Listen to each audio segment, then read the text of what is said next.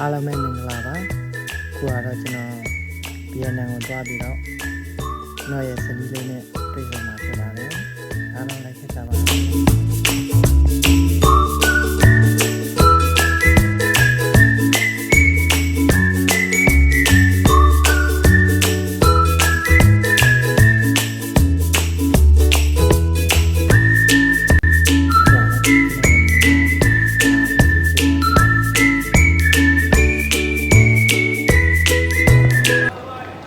လာတော့မယ်ဆိုတော့ခုရင်းနှီးခေါင်းပြီးတော့စောင့်နေ